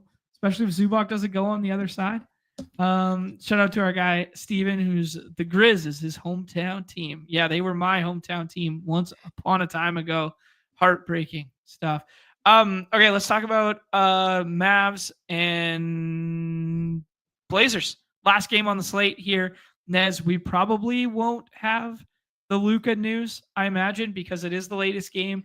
The nice thing is there's only an hour and a half difference between the start of slate tip and the end of lock there. So the Luka Q tag looms large. You've basically told me without telling me that you have him as your 104 as the day. I would guess there. Yeah. Yeah. So what are we doing with this one? They're 10.5-point favorites despite the Q tag. Kyrie goes in the 4th. That's going to age like wine if we end up with no Luka. So there is a little bit of hedging that can be done there. And then basically no one else from this game gets drafted, period. So is there anyone else you like from this game? Is it all hinging upon Luka? Are you trying to get over on Kyrie as a hedge if Luka doesn't go? So I'm actually like, now I completely lost my good camera. I can't pull it up on StreamYard, man. God damn it. Sorry, Now we can see your broad shoulders. We can see your broad shoulders. You look handsome, Yeah. dude. Don't worry about it. All right, fuck it. So Kyrie, and maybe this has just been the matchups that Luka hasn't been in. Kyrie has been a worse fantasy player without Luka this season. So crazy to say. No Luka does like if there's no Luka, one, I'm crying. But I mean, hey, there's more Bobby Portis swaps, maybe, because Luka's 101 or Giannis is 101, so never mind. Yeah. No, I think Luka plays. I want Luka to play. But if Luka is, God forbid, ruled out soon, I will not be chasing Kyrie up the board. I'm gonna just, apply this trend that we've seen to this strong game environment, which I think this is probably the spot where if Luka does sit, I think that Kyrie would actually benefit this time around as opposed to the last, instances of no Kyrie or no Luka with Kyrie. But it's just Luka and Kyrie from this game. Like there's no Blazers that I want in my 6-person drafts. There's no other Mavs that I want for my 6-person drafts. It's just Luka and Kyrie. Okay. Interesting. Yeah, there's no love for Ayton in the last round or anything like that. It's just like too thin a play tonight. Yeah, I think he might be getting drafted too. I haven't been able to like fully keep an eye on his drafted percentage. Maybe not as much as I would like, but yeah, I just think that people are. Yeah, I don't know, man. I fade Ayton quite a bit, and I'm a little upset that he laid that 50 bomb last time out because I was not drafting Ayton there. So yeah, I'm going to be off Ayton today. But honestly, if he's not being drafted a whole lot, then he's a good 6-rounder. But I'm not going to be doing it. I just got my watch buzzing here, Nez, with both Unabated and Underdog Fantasy telling us that Gary Payton is now questionable for the late slate, and Tory Rozier is now probable for Monday. Does that impact any of your considerations for Miami rotation stuff, or you're not concerned? No, definitely no concerns from me with the 2024 Terry Rozier. Yeah, fuck. I'm gonna try to fix this. All right, Nez, I'm gonna hop in a draft. While you do that, we're gonna rip some NBA drafts right now. Monday Night Hoops. Looks like we are 40% full right now. I got 12 done. How many do you have done, Nez? Let's see here. 20. No, I gotta refresh this. I was about to say 20 for you. You got to refresh, buddy. You're at like 80. Well, I was going to go line by line. 4 crossovers, Yep. 50 full court press, 62 Monday Night Hoops, max the layup line, max the buzzer beater. You're And it's sick been a with minute it. since I refreshed my exposure, so let's do a refresh. All right.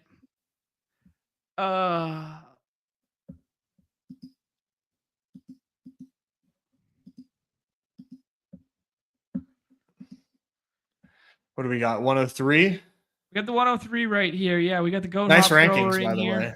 We got AMAC. Oh, yeah, shit. That was the last players we were talking about. I guess I clicked save. Bobby Portis. Putting Bobby Portis 101. How much does his ADP change right now? Let's take a peek. We shall see. We're on the clock here. Wemby goes 1. SGA goes 2. Is this the place where we take Luka over Towns? You liked the Towns spot earlier. Do we take Melo over it? What do you like, dude? I mean, I like Luka, man. All right, let's do it. I don't know. It's hard when you're giving you have the opportunity to be overweight Luka on any slate. I think you just do it. Okay, I respect it.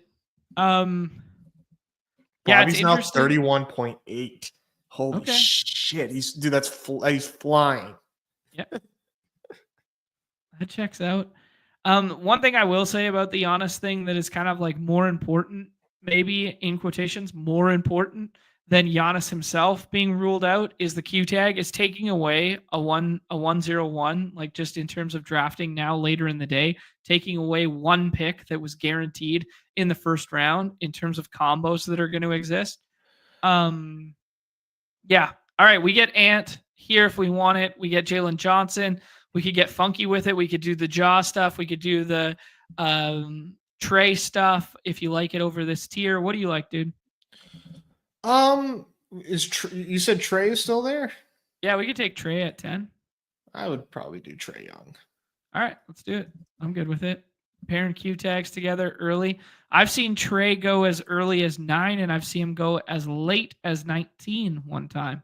So people with the Q tag, mixing and matching and messing around. So I will take a look at one of like maybe my GM teams from last night. I don't have many of them, but and this one has Giannis. Oh, and so does this one. Oh, and so does this one. Great stuff. Great awesome start. Hey, man, that's Bobby. I mean, hey, at least you're getting Bobby. That's true. That is true. We get a lot of Giannis teams. Holy shit. Yeah, people were fading Giannis. People smarter than you and I. Here's probably my best of the bunch. Nez, I got a Luka, Embiid, Jalen Brunson, Trey Young, Tyler Hero team. Damn. Not Jesus. Bad. Anthony Edwards is falling well out of the first round and then falls back around to us here. I'd rather take. Did Bobby go?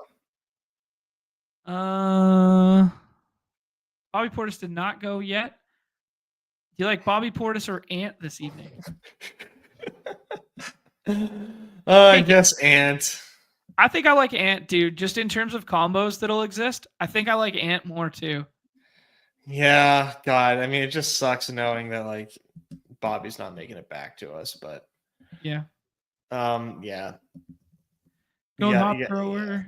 That's who is in our draft is saying I get Trey in the 3rd. Yep, that checks out.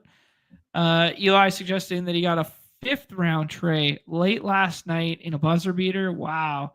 Got a 5th round trade with a 3rd round Portis for Justin. So people are really off the Trey stuff right now. That's crazy. Let me see my latest Trey Young. I don't even know that my ranks would never have allowed me to get 5th round Trey Young because I'd be taking him so early. So I should have gave him a larger, a lower rank. Because it's going to be a hand builder's day to navigate some of these ones here. Jalen Johnson at 17, Donovan Mitchell at 20, Scotty Bolway, a.k.a. Scotty Barnes, at 18 there. Seems, yeah. Kyrie Irving at 21. We are left with the Mobley decision. We could do the Vooch bump now without Giannis. What do you think about that? Or do you prefer Evan Mobley here? Mobley with the discount?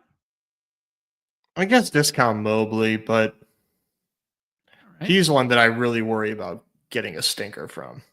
Yeah, it's also not the greatest matchup in the world against Utah for bigs. Like dealing with the Walker Kessler size. I guess John Collins not being there is probably a good thing. I like Lauri Markkanen in the last round as well, like just from that game environment. Yeah, definitely. Yeah, you're not going to get a ton of ownership on Markkanen today. Yeah, I tend to agree there. The 101 doing a little game stacking up there, putting Zinger and Jaylen Brown together. Vooch goes right after us. Nez, so we're going to have potentially the Hartenstein decision, potentially the Zubac. I'm not a huge proponent of taking midday Q guys. That one always scares me. I'm going to double back on the Zubac Q tag for a second. Calf soreness, right calf soreness. Interesting. Yeah, you don't love to see it. I like Hero, man. I like Hero with or without Jimmy tonight. I like Hero in a decent way this evening. Yeah, no Jimmy makes him like such a smash if that happens. Yeah. So it's worth getting ahead of for sure. Let's rank it, dude. You get no Jimmy tonight, and you get no RJ tonight. Where does Scotty Barnes go? Where does Tyler Hero go? Who is higher? Scotty goes higher. People are gonna see no RJ and probably give Scotty like even a bigger bump. And I don't even think that's. I mean, I don't think that's smart. Bobby Portis or Scotty Barnes tonight without RJ? Bobby Portis. Wow. Okay. I really like Bobby Portis more than Scotty like right now. Okay. Nez, we got a decision to make. We get the Randall one that you can pair with Ant Edwards. I'd prefer not to. No. You said you liked Suggs earlier. Goga with no fives to rotate. We can keep scrolling. Lauri Markkanen. Let's do Lauri. Okay. I like the Lauri stuff. Yeah. I think Cam Johnson's also in play down here. I think you can take any of the bigs from Utah, T-Wolves. I'll leave a light on for Chris Middleton starting tonight and being the leverage off of Bobby Portis. I think it's thin. I think I'd way rather play the Bobby Portis stuff. But I will definitely have some 6th round Brook Lopez and some 6th round Chris Middleton potentially. I'd rather probably play Brook Lopez. I get it. Right? Middleton's projections are worthy of some sprinkling in the 6th round for sure. Yeah. Kobe White goes there to T. Pastella. I think that one's entirely fine spot. The old flow chart versus Bucks there. If you wind up with no Giddey this evening, that one feels like a good click. Anyone else you want to mention on the scroll variety here, Nez? Just I actually do think Colin Sexton can get clicked in the 6th round, and he's gonna be so low owned. Mm-hmm. Yes, I think he will be. A flat 36 right now. We've seen 32 minutes, 35 minutes. We've seen 46. We've seen 36. That is, especially if Keynote gets ruled out there. And he's doubtful. Yeah.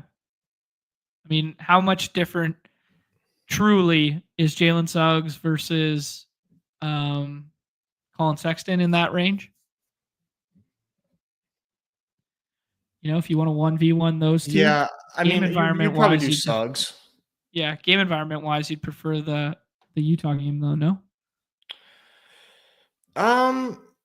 Yeah, but they're bigger. They're bigger dogs. But I think it's definitely a faster paced game for sure. Yeah. 2 random notes that I was just thinking about. In that cup game when they were down by like 40 or whatever to OKC, the starters came back in the fourth. I don't know if that's because it was nationally televised and was a cup game, but I just want to just thinking through that with the Utah stuff. When Utah's thin, I don't know if it's a send a message thing, if it's a whatever. It was just something that came to mind when I was, just watching ball kind of thing. Mhm. Yeah, and then while I was thinking of that one, I forgot the other one. So yeah, Yeah, I mean, they're probably going to get smacked, but Sexton, former Cav, you can maybe put something in your projection models there and say, hey, a little extra run, a little extra Modi going against his former team. They left him for, to just play in Utah. I mean, I'm sure he's a little pissed, right? Wouldn't you be a little yeah, mad? They leave you in Salt Lake City yeah, when you could be in sunny Cleveland, Ohio, yeah. Just to say, Boston was up by 30 2 nights ago and decided to get stat pad Tatum. Wow. Damn. Any love for auxiliary Raptors in the last round? It's a Dick question. Any love for Dick? Yeah. Um, Well, beat at 3. Wow. I don't think so, but it's totally fine. I imagine you're going to want me to take Luca over Cat again here. I mean, I'm taking Luca. Yeah. I am. I mean, maybe he sits, but I'm taking him.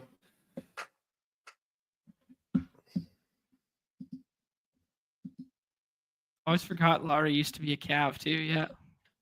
Yeah. People forget. Was he a Cav before he was a Bull? Was he a Cav before he was a Bull? I don't remember the sequence of that. I don't remember who drafted him. I think the Bulls drafted him.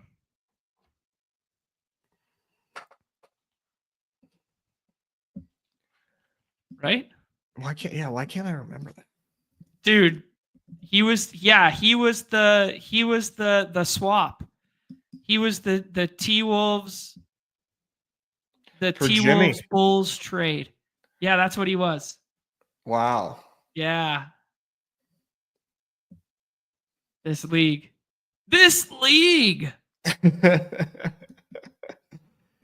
Oh man. All right, Melo goes there. Harden getting pushed up by Lackey there, so he's on the Harden train with you. Sangoon, Tatum kind of falls back to pair with our Luka here. I think it's a tier break. Yeah, I would do Tatum. Yeah, I mean it's not the best game environment in the world, but that Orlando defense narrative might be less formidable right now with all the injuries. Might be something to that, but the total still sucks ass. So yeah, the total's gross. The folks in Las Vegas certainly do not think so. Mm-hmm. Maxey going 11, Bobby Portis to a non-Badger, so the non-Badgers are equally initiated here. Bobby Portis going at 10 in this draft when we passed on him for Ant Edwards. So Ant Edwards goes at 12 in this one. So Ant seems to be a big faller. We can do third round Trey or we can do third round Ja. Who do you prefer? Trey or Ja? I do prefer Trey Young, but Ja is an equally fine pick, in my opinion. All right, let's do the Trey thing again. This time we had Trey in the second round last time. Now you're seeing you don't have to do that. You can get him in the third because people are scared of the queue.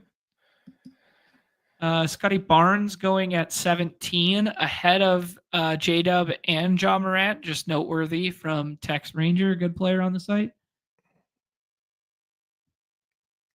He did. Wow. Okay. Scotty Barnes' ADP is probably 15 or 16 for most people right now. Yeah. I bet you people are taking Scotty Barnes ahead of Trey Young right now. Yeah, and I don't, and I wouldn't. Yeah. I wouldn't be the one to do so, but I would think that you're right. Lackey takes Kyrie there, so some leverage off of the Luka stuff. I mean, not too far off ADP, but just assuming Luka sits. Yeah, I mean, I still think that it's like, yeah, I mean, I don't consider, like I said, I'm not super into the Kyrie Sans Luka thing. Okay. Sounds good to me. Ja goes at 20, which is a nice start for the opposition there. I would throw out Bam here. That's kind of like a tier guy for me, or I'd throw out Vooch, Mobley again if we want it, but I kind of like Bam. What do you like? Yeah, I've been doing Bam here. Okay. I have a lot of Bam, which like does not which isn't great. It never feels good. No, I'm always worried. I'm always Yeah. worried to take Bam. Bam is like the prototypical 30 points. You want that 30 points, lock it up, dog. Give me the 30. Give me the Yeah. 30. Actually, don't give me the 30 because then then that means I'm having a really bad night. That means we're drawing dead. We got a if Trae Young gets ruled out, would you prefer Jalen Johnson or Bobby Portis? I think I'd be on the Jalen Johnson side of that accord. What about you, Nez? I guess we're on the clock here, so we should talk about this pick. Let's double scroll, man. You said you don't like Paul George tonight. Let's scroll all the way past this bullshit. Let's do. You want to do Storm and Norman? He's normally a 6-rounder. Sure. That counts. Yeah. We just have to make sure we scroll once more. Not the kind of guy that I tend to get overweight on, like a guy who only fills it up in one category, the scoring category. But as you alluded to, that one could be a little more pace up, and it's a closer total than or closer spread than everyone else is kind of looking at. So if we're going to pair some 2 6-rounders, why not Storm and Norman? I do think this is a good spot for him, man. He's been doing the extras too. I mean, I know that that's his MO. That's his rap out here, but he's doing a little bit of everything right now. Okay. All right. The Clippers are a good team, man. I wish Kawhi was healthy, or at least like made it seem like he was going to play basketball this season. It just doesn't even seem like he's going to be a serious part of that team. And they're a damn good team right now too, which is crazy. Yeah, my buddy who has the Spurs bet when we were talking yesterday is talking about how, what if they trade for Kawhi, man? Kawhi would be the perfect fit. They trade Bring him back, bring him home. I was like, there's no way. They should trade for somebody that's going to play basketball. Yeah. Goga, Levine, Suggs. We could keep scrolling. Laurie Markkinen again. Cam Johnson on the other side of the Bam game. Yeah, I like Cam. All right, let's do Cam. Nice double scroll. Yeah. We could also do like the Brook Lopez or something like that. But yeah. That's a single scroll.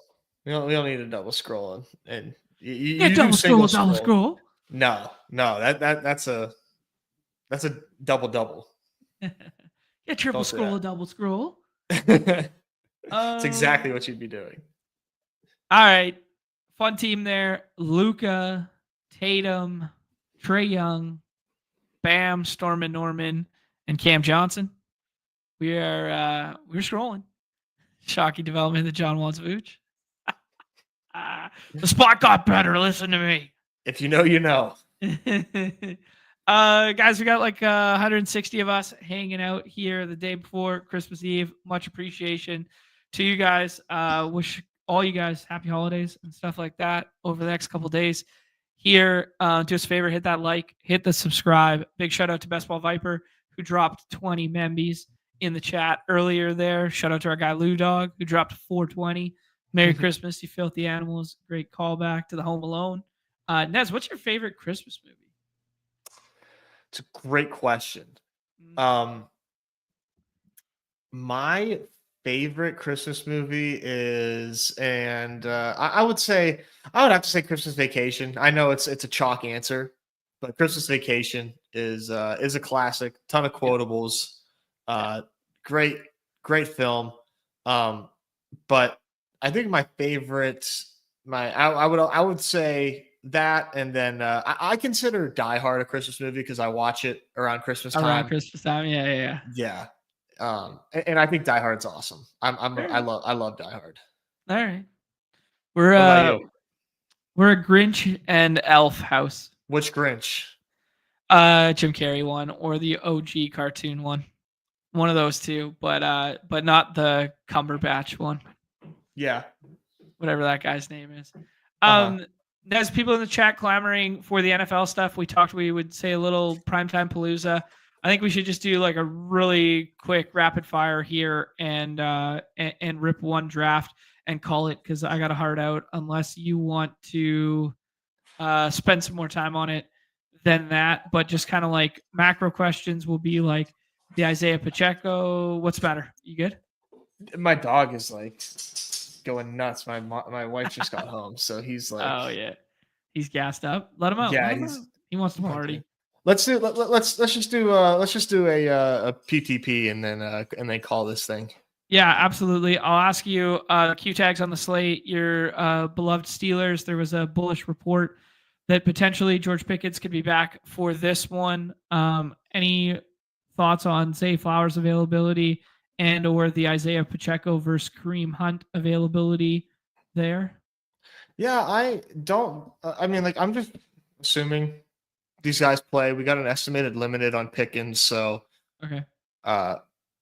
It's just I'm treating them as if they're playing, and I think you have to, right? I think you just need to take your L if they don't. You can't just be like passing up on these guys if you're playing the primetime palooza. I don't think that that's smart. I don't think it's a good way to play it. I think you need to be willing to take the risk and assume these guys play. Okay. It's interesting that the note is like he got outplayed by Hunt and stuff like that, but he did get banged up, and then the pick'ems were rescued on the site for the Pacheco stuff. So I am a little queasy about the fact that there is no Q tag and that sort of thing for the Pacheco stuff here. Justice Hill, man, that he broke off a good run on like a dumped off pass, and then he just slammed into the ground and fell asleep there. That was scary to watch. But the concussion stuff there on a short week for Justice Hill, I would be scared to play it. Nelson Aguilar still in concussion protocol. I imagine he clears after second week and comes in and is the third rotational wide receiver, especially with Deontay Johnson being gone there. And then John Mechie, I think he would play. And then obviously the Tank Dell gruesome knee injury there that ends his season for the second year in a row. Man, Tank Dell's had a nut low run out.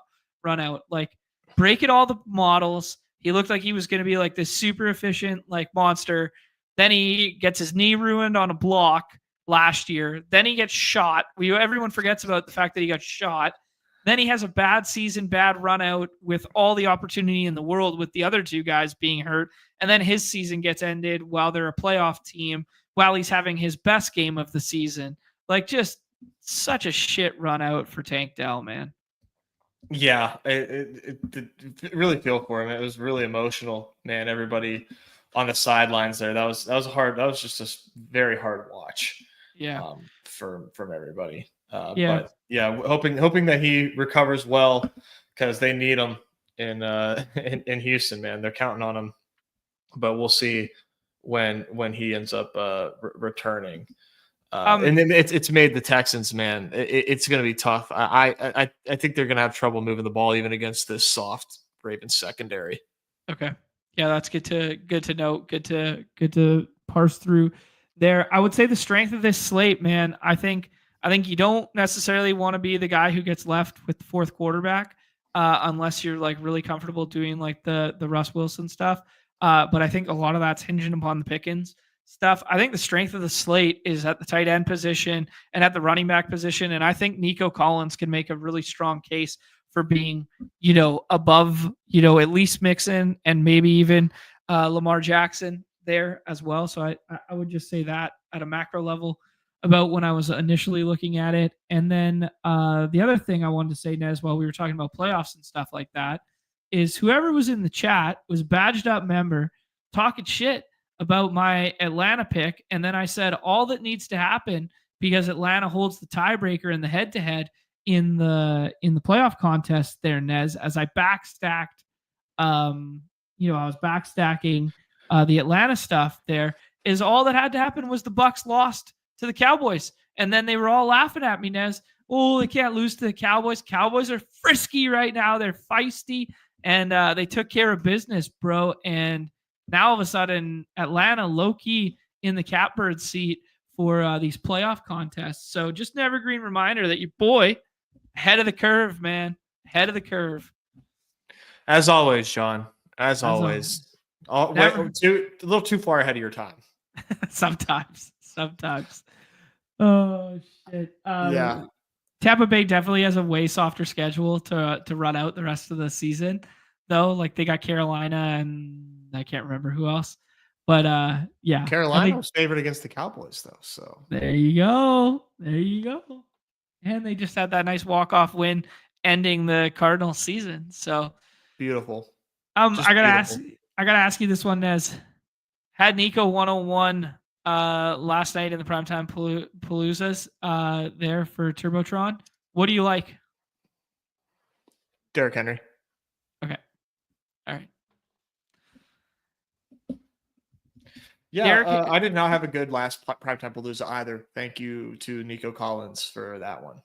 Mm-hmm. Yeah, this is an interesting PTP. I would definitely go Derrick Henry, and I would not be reaching on these QBs. Okay. So you would be doing something like this to start it off? Yeah. Okay. And then it's kind of tough to auto draft these, but I've been trying to find a nice formula for it. Sure, yeah. This feels like another pretty strong Jaylen Warren game to me, though. Yeah, that's a good nugget there. He outperformed Najee last time out there. Something that you've been talking about in terms of like low key flipping in, but 5 receptions in that one in the trailing game script. Looks so much better. Like 12. He's on the way out. 12 carries versus the 9 carries there. That's back-to-back weeks, which he's outsnapped and outplayed. Yeah, what about some of the KC stuff? It's going to be hard to parse through their wide receivers now with like everybody back there, but man, Worthy looks like he's really emerged. 11 targets in back-to-back games. He scored the touchdown. He's getting these carries as well. And he's the wide receiver 1, man. He's he's the number 1 op. It took a while, but we're getting Worthy number 1 option right now. And I tell you what, man, in playoff best ball, that is not the case. And people are still drafting Kelsey over Worthy as though tight ends have some sort of VORP there. That edge is drying up like by the minute. So you can do a lot of really fun KC builds right now because it's really easy to like build the Super Bowl and find 5 players that you want to add. Cool. I like it. Interesting to note Mark Andrews over Travis Kelce in terms of the way it appears on the site right now. What do you like here, Nez? Oh, we missed a big fucking Pickens. Yeah, I just saw that. What do you like here? Hollywood. Hollywood over Hopkins. We're team Hollywood over Hopkins now. Dude, first game back. Outperformed him. Cool. Respect it. Now what do you like? This is a spot where I would probably go. You like Warren, don't you? I do like Warren, but I think maybe you want to do one of these tight ends. What do you like? I like Warren. I think punting, running back, and trying to get Warren to come back to you probably works better. I don't know. Let's see. We're gonna see in real time. I wonder how much Pickens I got, man. I was playing that news and gambling, and I think I might have made out nicely. I only did how many did I do? You're Newmieing the news here, where Newmie used to like talk about it like everybody's seen it yet, and not everybody's seen it yet. This was 53 seconds ago, according to Underdog NFL. George Pickens, hamstring, expected to play pending final health confirmation. So that's what Nez was agonizing over there as Q tag George Pickens goes in the second round there. Yeah, talk about it, bro. Fucking crush that. I did 30 drafts so far, and I have 18 Pickens shares. 18. Let's see how many of them Like, what would be a good Pickens price? Let's see here. I was taking Matt early. I don't know that I'm getting any sort of value on it. Yeah, I don't think so. Let's try to Bateman goes there. I would throw my hat in the ring for like a Mahomes plus one of, I guess one of the tight ends. Yeah, see, like this, we would have been in such a better spot if you don't take Warren there, because then the running back picks are here. Yeah. So I think that might be a Go little Mahomes, and then let's less. do. So it's Austin, Mechie. I would do one of these Texans. Okay, Do like Mechie or Bob Woods? let's do Mechie. Yeah. John Mechie, good Canadian kid. There, there's a dope one in the Almost. chat here. Little Big L reference. I'm so ahead of my time. My parents haven't met yet. That's fire. That is good. That is good. Okay, Nez, let's look at this landscape a little bit right now in terms of like, so people are doing this. Cheetah Bear is doing the double up on tight end there. It's interesting that nobody's really touching the KC running backs. I think some of the GM builds will be KC running back in the last round here and just playing whack-a-mole between the two of them, because at least you know they're going to be on the field. Yeah, that's like, it feels so gross. Yeah, Either one of them, but it's an easy way to play it for sure. But I mean, if you look at the projection between like Jalen Warren and like Pacheco or Hunt, it's going to be like fractions of fantasy points. Yeah, how would you rank it? I think Pacheco is still my favorite. Pacheco, Warren, then Hunt. But yeah, I think it's just like a build tendency thing. We have the decision. I'm pretty spooked on Pacheco. That's interesting because Kareem Hunt goes undrafted here. Yeah. Which could be an absolute smash if Pacheco doesn't go. Like if Pacheco gets a Q tag in practice tomorrow, like come on. This is moved pretty easily.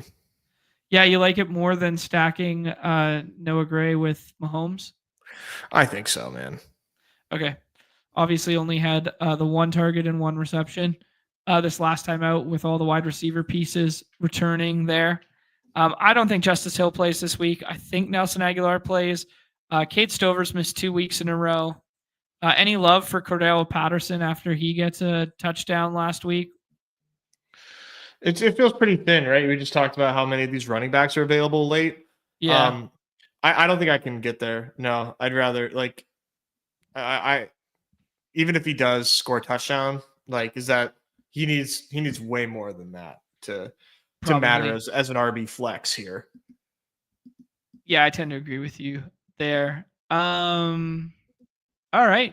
Not a bad team there. Mahomes, Henry, Warren, Hollywood Brown, who has flipped DeAndre Hopkins in terms of ADP, which kind of makes sense. I mean, he comes back to get 8 targets, and he was clearly the guy they prioritized in the preseason there to obtain, or in the offseason, rather. John Mechie, hopefully stepping in to that Tank Dell role, and then Pat Freiermuth left with the last tight end as Goat Hop Grower decides to go with Isaiah Likely over him, which I cannot fault in any regard.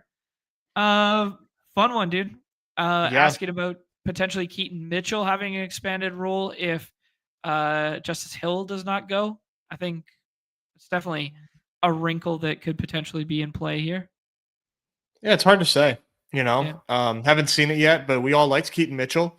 And if he does assume that role, right? If he just comes out and assumes that role, yeah, he's an awesome pick, but it's really hard to say. Yeah. But if you wait to see it, you won't reap the benefits. So I could see someone trying to get ahead of it. If I did that, I would probably do it as a stack component with Lamar and do it as like a pass catching role. So I do think that's worth considering.